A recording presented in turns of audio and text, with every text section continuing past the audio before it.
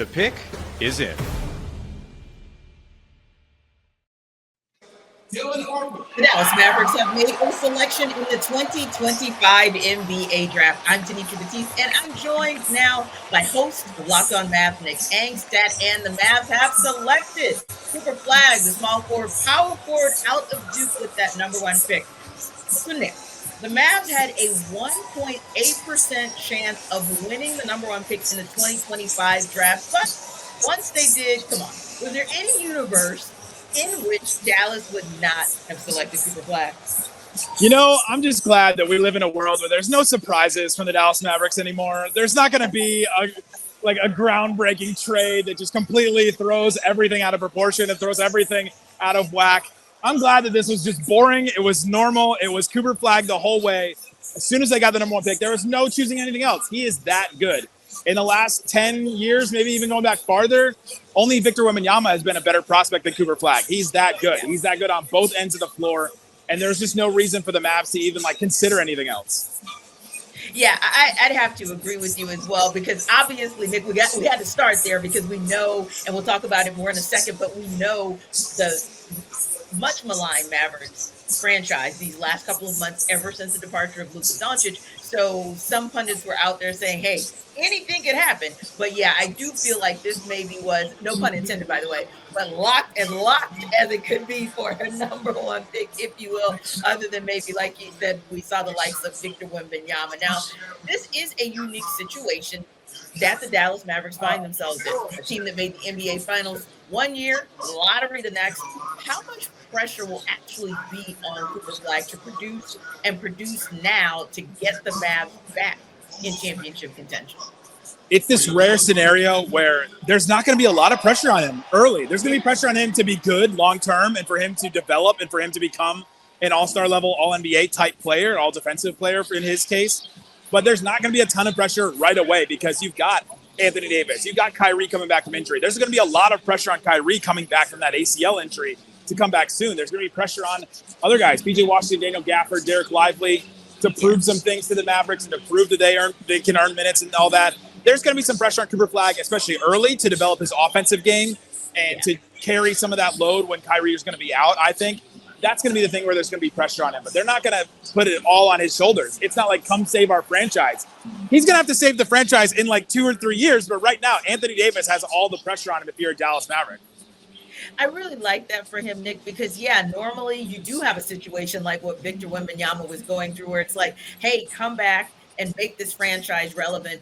And that's something that, hey, he shouldered that pressure very well. And then you look at even a Zachary Reese-Shea with the Atlanta Hawks. Didn't have to be the savior because you have a Trae Young. But in 2 to 3 years, you may have to be that guy. So, yeah, you're right. Cooper Flagg probably has more of the developmental trajectory of a Reese-Shea versus maybe a Wembanyama, which could be a good thing. But when you look at him, obviously, even as good a prospect as he was coming out of high school, you still saw him make strides in that 1 year at Duke with shooting and with shot creation and how much of prowess he had with that. But what for you is maybe the biggest area you want to see him improve in heading into this upcoming season? Yeah, you talked about the shooting. We need to know if that's real, right? That was the big question about him coming into his first year at Duke is, can he shoot the three? Can he credibly shoot it? And he shot 38% from three and then 44% in conference play. He really proved that to a lot of people. And I think that's something that I want to see for sure. And then it's the pick and roll ball handling. The Mavs are going to ask him to do that a little bit more. What's the offensive game look like for him at the next level? And can he lead an offense? Can you task him to do that? Is he a point forward or are they just, you can run it every once in a while? How much of a load can he handle really? But again, he's 18.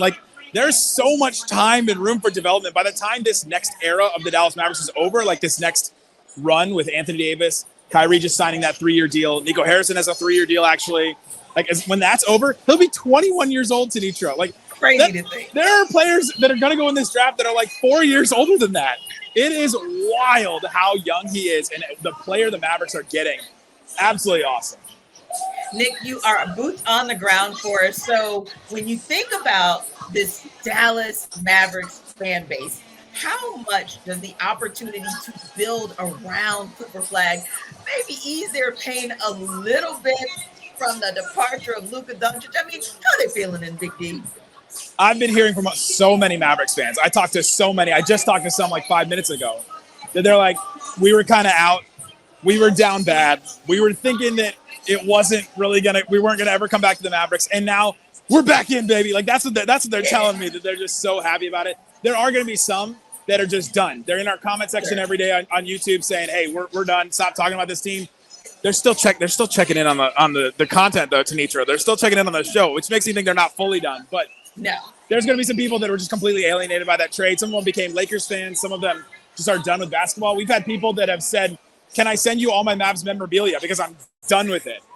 But this, I think, helped a lot of fans. The fans deserve this. A lot of people say Nico Harrison didn't deserve to get this pick, and you know what? Probably did. But the fans absolutely did deserve this because of what they went through with that Luka trade. Having a player that they loved and watched grew up and all that and supported through everything, to get him ripped away. The next year after going to the finals is absolutely wild still to me. But they deserve it, and I'm so happy for Mavs fans that they get to watch Cooper Flagg for the next however long.